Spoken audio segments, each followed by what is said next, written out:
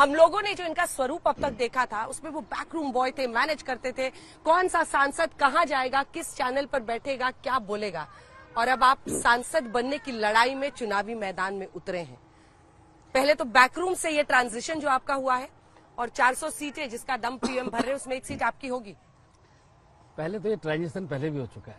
मैं 2002 में assembly election यहाँ से लड़ा था, 2005 में मैं बाई इलेक्शन लड़ा था, उसके बाद फिर मैं पार्टी का मीडिया सेल में गया हूँ। तो इसलिए पहले मैं इलेक्शन पहले भी लड़ा हूँ 2 बार इस जगह से, और इस बार अब लोकसभा का इलेक्शन लड़ा हूँ। और मेरे लिए तो बहुत ही मतलब सौभाग्य की बात है कि एक ऐसे जहाँ जो मेरी मातृभूमि है और मातृभूमि का कर्ज चुकाने का भी एक मौका है। और इस सीट पे देखिए, अब आप देख रहे गंगा जी बह रही है, इस गंगा मैया के पास रह के सेवा करना, इसकी स्वच्छता के लिए काम करना, इसको क्लीन रखने के लिए पूरा अभियान चलाना। बद्रीनाथ, केदारनाथ इस विधानसभा लोकसभा में है, वैली ऑफ फ्लावर्स इस लोकसभा में है, हेमकुंड साहिब इस लोकसभा में है। और आपको बताऊं कि जहां गंगा जी का जहां नाम होता है देवप्रयाग, जहां अलकनंदा और भागीरथी का संगम होता है, वो भी इसी लोकसभा में है।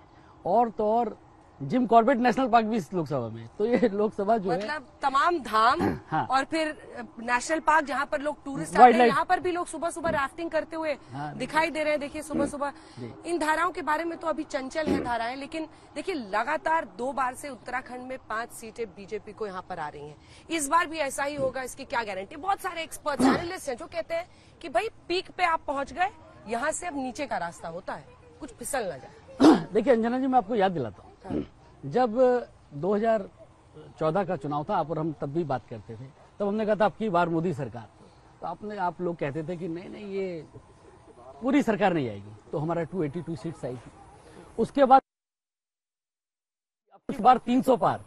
तो आप लोग सब हमारा परिहास उड़ाते थे कि 300 पार नहीं हो सकता भाई, तो हम 303 जीते। इस बार हमने कहा कि 400 पार, तो 404 तो जरूर आनी है। तो इसलिए यहाँ भी 5 सीटें, ये जब हम लोग जा रहे हैं, बहुत दुर्गम क्षेत्र है, जैसे भारतीय जनता पार्टी का झंडा दिखता है तो कोई गांव का बच्चा, कोई बूढ़ी महिला, कोई जाती है, अब की बार 400 पार, दूर से चिल्लाते हैं। मतलब आप सोचिए, ये मेरे जीवन काल का, मैं तो बहुत समय से चुनाव प्रबंधन में, आप लोग देखते हैं, मैं पहली बार ये चुनाव देखा है जब चुनाव लग रहा जनता लड़ रही है और हम जितने किरदार है सब गौण हो गए हैं, कार्यकर्ता, मतलब जनता ही चुनाव लड़ रही है। कोई कहता है मोदी है तो मुमकिन है दूर से दिखते ही, कोई कहता है कि आएगा तो मोदी ही, तमाम कंठस्थ है सबको सारी बात। तो आप लोगों का प्रबंधन और प्रचार है ना कि लोगों तक ये नारे पहुंचे हैं, पीएम हर रैली में ये नारा लगवाते हैं। आपकी भाषा में ये प्रबंधन है, लेकिन वास्तविकता में ये मोदी जी का कामकाज है। मोदी जी ने जिस प्रकार से विगत 10 सालों से काम किया है उसका असर है। आप लोगों की भाषा में प्रबंधन हो सकता है, लेकिन वास्तविकता ये है कि जिस तरह से जन कल्याण के काम हुए, आप एक एक चीज उठाइए।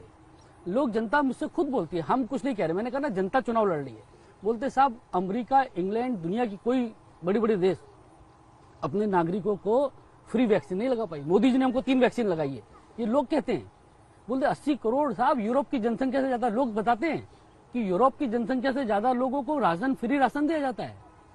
तो इसलिए अंजना जी, ये आप प्रबंधन मानिए, हम इसको जन कल्याण मानते हैं, और यही मोदी जी का काम है कि नीचे तक हर आदमी को, 140 करोड़ लोगों को अपना परिवार मान के चलना, उनके लिए काम करना। लेकिन जनता से उम्मीदवार को कनेक्ट तो बनाना ही पड़ता है ना सर। आप देखिए अब यहाँ पर कितने 5 जिले हैं, मतलब चमोली, रुद्रप्रयाग, 5 जिले, 14 असेंबली कंस्टिट्यूएंसीज, जैसा आप ही ने बताया, केदारनाथ से लेकर रामनगर, नैनीताल के नीचे तक, नैनीताल नहीं है लेकिन नैनीताल जिले का काफी बड़ा हिस्सा इसमें है। और आपको रोज लगभग 300-400 किलोमीटर लोगों से जा जाकर मिलना तो पड़ रहा है। क्या बोलते हैं आप जब उनसे बात करते हैं, क्या बोलते हैं, क्या किस बात पर आप वोट? देखिए मोदी जी का कामकाज, एक देवभूमि के लिए क्या क्या काम है। देखिए अंजना जी, आज आप देखिए, हम पहाड़ के लोग कभी भूल नहीं सकते। ये जो आप बद्रीनाथ हाईवे देख रही है ना, इस हाईवे में एक पतली सी सड़क हुआ करती थी, लोग भूलेंगे नहीं, और फाटक लगता था। आप लोग नहीं समझेंगे फाटक क्या होता है। समझते हैं, बिहार वाले नहीं समझेंगे तो कौन समझेगा। फाटक में क्या होता था कि ऊपर से एक बार गाड़ी छोड़ी जाती थी, कॉन्वॉय नीचे जाता, फिर नीचे जाती। आज आप, मैं आपको रोज देखता हूँ कर्तव्य पथ से रिपोर्टिंग करते हुए। कर्तव्य पथ से चौड़ी सड़क हमारा बद्रीनाथ का हाईवे।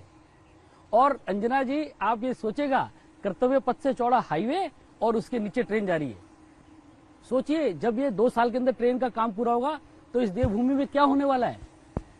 ऋषिकेश से चलेंगे छुक छुक करते हुए और सीधा हिमालय पे पहुंचेंगे। तीर्थाटन कहाँ पहुंचेगा, पर्यटन कहाँ पहुंचेगा, रोजगार की किस तरह की संभावनाएं पैदा होंगी। आप कल्पना कीजिए कि आने वाले 2-3 साल में क्या होने वाला है। जो मोदी जी कहते हैं ना, आगे क्या, आगे ये, अगला दशक उत्तराखंड का होगा। अगला दशक उत्तराखंड में विकास की नई गाथा लिखने वाला 10 साल होगा। पीएम की तरह आप भी थर्ड टर्म की तैयारी में लगता है जुट गए। नहीं, अब इसमें कहीं कुछ शक सुबह बचा है क्या? आप मेरे को विपक्ष तो ये नहीं कह रहा, विपक्ष अब कह रहा है 300 पार उनका आएगा। विपक्ष ये कह रहा है कि इस बार एजेंसीज के दुरुपयोग के मुद्दे पर, लोकतंत्र को खत्म करने के मुद्दे पर वो कह रहे जनता उनके साथ जाएगी। आपको जमीन पे जाइएगा, आपको अगर कहीं ऐसा लगे, कांग्रेस के खुद ही लोग कोई भी चुनाव लड़ने के में इच्छुक नहीं है, बहुत सारे कैंडिडेट भाग चुके हैं। आप अभी जाएंगे तो हमारे यहाँ सारे कैंडिडेट सो चुके हैं, गिव अप कर चुके हैं इलेक्शन को। और जो हमारे यहाँ से प्रत्याशी है उनका 3 दिन पहले बयान आया था जब टिकट मिलने से कि भाई मैं चुनाव लड़ने के लिए तैयार नहीं। सभी कैंडिडेट चुनाव लड़ने के लिए तैयार नहीं, कैंडिडेट नहीं मिल रहे थे। तो अगर आपको इसमें भी नहीं दिखता है तो क्या कर सकते हैं इसमें। चलिए आते हैं अब एक एक करके तमाम नेताओं पर। अभी कितने मुख्यमंत्री जेल में है सर? मतलब एक तो पूर्व और एक करंट।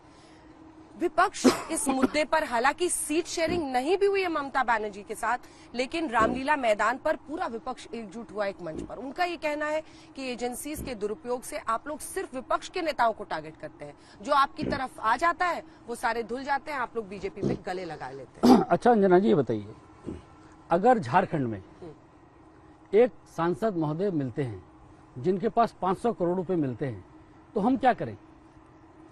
अगर कर्नाटक के अंदर एक कांग्रेस के नेता के घर में 150 करोड़ रुपए कैश, आप समझिएगा 150 करोड़ रुपए कैश मिलता है, हम क्या करें? आप ये बताइए कि कौन सा ऐसा केस है। आपके पास इतना समय नहीं, आप व्यस्त लोग हैं, आप तो बड़े चैनल में, तो इसलिए मैं आपसे 1 to 1 बात कर सकता हूं कि शराब घोटाले में क्या क्या चीजें हैं। 1 2 3 4 5 बताइए आप, क्या पूरा ट्रेल है कि नहीं? क्या करें? कार्रवाई ना करें? मतलब ईडी और जो सारी एजेंसी हैं पैसा पकड़ ले, 500 करोड़ रुपए इस कमरे से भी बड़े पैसे पकड़ ले और आप कहो कि साहब ईडी जो है वो भेदभाव करती है, तो फिर मैं कुछ नहीं कह सकता। लेकिन ये शराब घोटाले में वो कह रहे हैं कि रिकवरी बिल्कुल नहीं हुई है, पैसा बिल्कुल नहीं रिकवर हुआ है, और वो कह रहे हैं हम जेल से ही सरकार चलाएंगे क्योंकि आपने साजिशन सरकार उनको गिरफ्तार किया है। देखिए, जब वो नए आए थे तो हम कहते थे कि साहब ये एकदम एनार्किस्ट है, ये नहीं मानेंगे, कानून को नहीं मानेंगे। फिर कुछ दिन थोड़ा ट्रैक पे आए, फिर वही बात करते हैं। कानून मानते कहाँ हैं? कानून को जानते कहाँ हैं? जानते हैं, मानते नहीं है। वो सब कुछ करते हैं, उनको पता है वो पूरा शराब घोटाले और इतने सारे घोटाले हैं, आप लोगों ने उठाए नहीं। आप दिल्ली में देखिए जल बोर्ड के दुनिया भर के आप नाम लेना शुरू करेंगे। अब मैं तो अपने इलेक्शन कैंपेन में हूँ तो आपको सारी याद दिलाने में वो नहीं हूँ, लेकिन शराब घोटाले सहित जितने भी है, झारखंड वाला मामले में आप चर्चा कर लीजिए, उससे बड़ा कोई केस ही नहीं है। तो ऐसा नहीं है। अब इस पे कार्रवाई करें तो आप लोग कहते हैं कि कार्रवाई क्यों कर रहे हो, और कार्रवाई नहीं करेंगे तो आप बोलेंगे जीरो टॉलरेंस का क्या हुआ। तो इसलिए ये मुझको लगता है इसको न्यायालय के ऊपर छोड़ देना चाहिए। और देखिए, न्यायालय भी किसी को रिलीफ नहीं दे रहे हैं। अच्छा, ये राहुल गांधी पर आते हैं। राहुल गांधी भारत जोड़ो न्याय यात्रा कर रहे हैं। वायनाड से उन्होंने अपना पर्चा भर दिया है। खबर ये आ रही है कि हो सकता है अमेठी में, आपका तो वैसे गढ़वाल में फर्स्ट फेज 19 को वोटिंग है, लेकिन जब वायनाड में वोटिंग हो जाएगी उसके बाद वो कांग्रेस अनाउंस करेगी अमेठी रायबरेली से कौन होगा।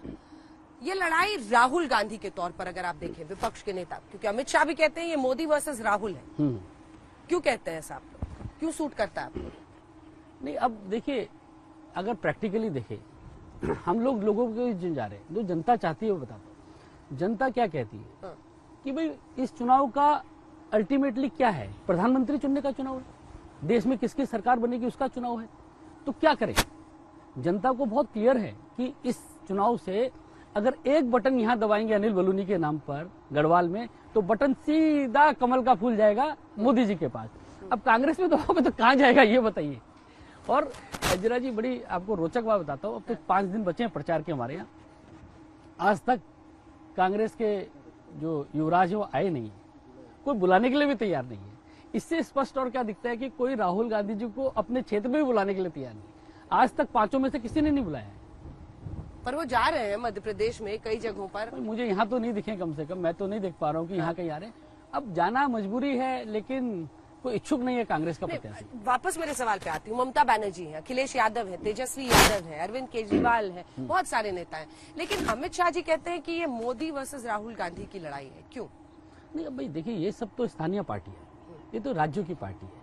अब जो ये एक अलायंस बना रहे थे, इंडी अलायंस नाम से, अब उसका नेता तो कुल मिला के वो कहते थे बड़े भाई हम ही हैं, तो चुनाव तो किसके बीच में होगा?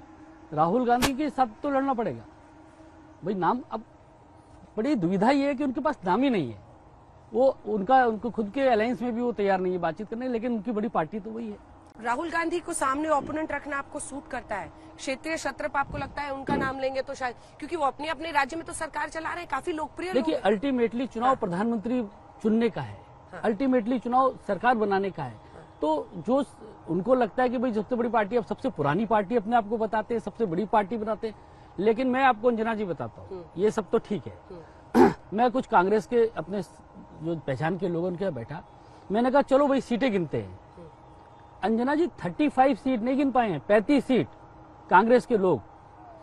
पिछली बार केरल के अंदर 21 में से 17 सीट कांग्रेस जीती थी, इस बार नहीं जीत रही है। पिछली बार 9 सीटें पंजाब में जीती थी, इस बार नहीं जीत रही है।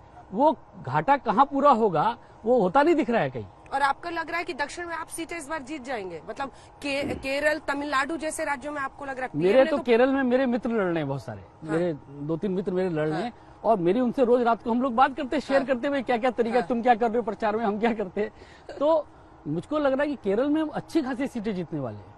हमारे, आप जानते होंगे, राजीव चंद्रशेखर हमारे लड़ रहे हैं, तो राजीव चंद्रशेखर, शशि थरूर के सामने आपने उनको खड़ा कर दिया। आप देखिएगा, रिजल्ट देखिएगा। अब केरल में 4 तारीख को तो आप और हम साथ बैठेंगे ही। हाँ, 4 जून को, वही मैं कहने वाली थी अब कि 4 जून को बात होगी कि केरल, तमिलनाडु ऐसी जगहों पर कितनी सीटें आती हैं। इस बार आपने बहुत सारे ऐसे अपने मंत्रियों को भी चुनावी मैदान में उतारा है। पीयूष गोयल साहब हैं, जो कि अभी तक ज्यादातर राज्यसभा में थे, और चूंकि आप भी राज्यसभा से रहे और अब ये लोकसभा में ये चुनाव हो रहा है, इसके पीछे की सोच क्या है, क्या रणनीति है? नहीं, देखिए, ये हम लोगों ने, मतलब जो पार्टी ने जो विचार किया कि निश्चित तौर पर जो राज्यसभा के लोग हैं अल्टीमेटली लोगों के बीच में जाए, लोकसभा में जाए, जनता के से डायरेक्ट कनेक्ट भी रखे, और हम लोग और अच्छा शायद काम कर सकते हैं उसमें, जनता से सीधा करके जनता की चीजों को सीधे से देखना मेरे ख्याल से एक अनुभव है, और राजनीति में आवश्यक भी है कि राजनीति में आप जनता के बीच में जो जिस तरह का स्वाद लेना होता है वो भी लीजिए जाके, और देखिए कि कैसे जनता के साथ आपको डील करना है, उनकी समस्याओं को डायरेक्टली हैंडल करना। हाँ, मैं आपके कुछ भाषण सुन रही थी, बहुत दिलचस्प है। प्रभु राम मंदिर में जब हमने सोनिया जी, राहुल जी को न्योता दिया तो वो उन्होंने आने से इनकार कर दिया, वो राम को नहीं मानते, सनातन को गाली देने वालों को वोट मत दीजिए। अगर वाकई आपको लग रहा है कि विकास हुआ है, 10 साल में इतना काम हुआ है, तो भगवान राम को यहाँ पर देवभूमि लाने की क्या जरूरत पड़ी? देवभूमि में राम को नहीं लाएंगे तो अंजना जी कहाँ लाएंगे? ही ना कड़कड़ में। नहीं, ऐसा नहीं। देखिए अंजना जी, राजनीति में और समाज में जो जो विषय हैं उनको चुनाव में कैसे नहीं बात करें? आप बताइए, अगर इंडी अलायंस के लोग हिंदू धर्म को कीड़े मकोड़े कहेगा तो इन लोगों को दर्द नहीं होगा क्या? आखिर हम लोगों को दर्द नहीं होता कि कोई हिंदू धर्म को गाली दे? कोई राम मंदिर के प्राण प्रतिष्ठा में हमने तो बुलाया ना, सब लोगों ने, सबको बुलाया गया, सब लोगों को जाने के लिए तैयार नहीं है। आगे पीछे लोग बोलते कभी राम काल्पनिक हैं, साहब किताब में लिख दिया है, कुछ नहीं है, क्या क्या बातें कही जाती है। हम तो हैरान है कि राहुल गांधी जी और सोनिया गांधी जी कभी बोले क्यों नहीं कि भाई क्यों बंद करो ये सब। और उत्तराखंड के लोग बोल रहे हैं अंजना जी, मैं जाता हूँ जहाँ जहाँ गाँव में, लोग बोलते हैं कि कांग्रेस के प्रत्याशी को कि जब भगवान राम को गाली दे रहे थे तो आप कहाँ थे, आपने क्यों नहीं रिजाइन किया, क्यों नहीं इस्तीफा दिया आपने जब भगवान राम को गाली दी जा रही थी।